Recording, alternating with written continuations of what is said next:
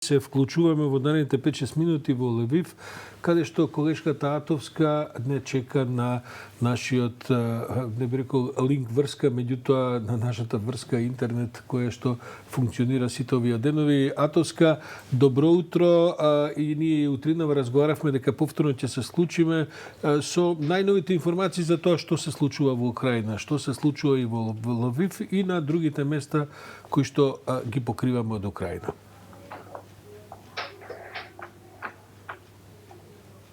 Така е, Сашо, јас малку слабо ве слушам, но мислам дека ќе успееме да се разбереме.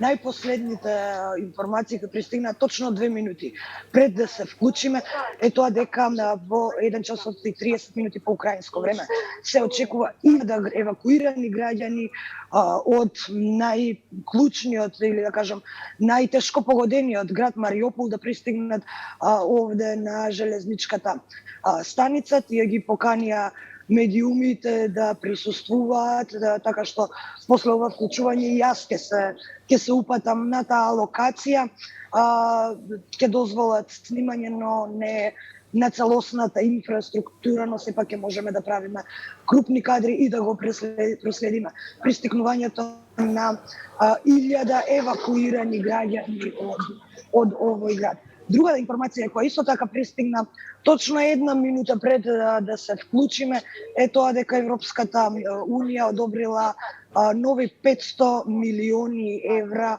помош за Украина.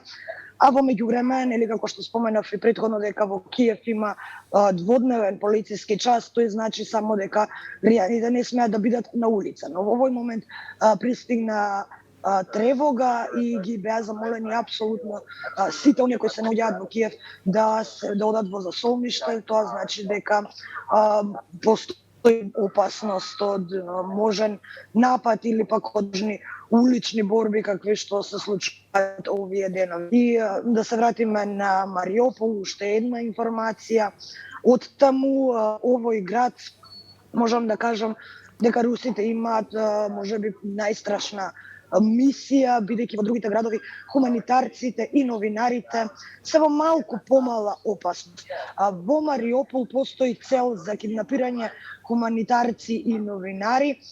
Украинската влада соопшти дека вчера конечно се согласиле да ги ослободат киднапираните хуманитарци во тој град, но сепак постои зголемена тревога и опасност дека тие тоа ќе го прават и понатаму од овој град. Секако до тука стигнуваат и информациите во нашите новинарски кругови, го коментираме со колегите од буквално од секој дел од светот и за сите нив, за сите нас, Мариупол представува можеби и најопасната точка во Украина, како што споменав, и за сите хуманитарци и за сите новинари, бидејќи за сите останати места таму овие профили на луѓе се заробувани и киднапирани. Но како што кажав, со големи преговори, со големи напори, украинската влада обезбедила, односно договорила во текот на ден оние киднапирани хуманитарци и чекаме да пристигнат овде заедно со останатите 1000 евакуирани граѓани од овој град. И секако денеска само што објави украинската влада нови 3 локации, 3 точки за евакуација во градот Мариупол, така што и денеска остануваат огромни напори и се воспоставуваат кордони за извлекување на луѓето од таму.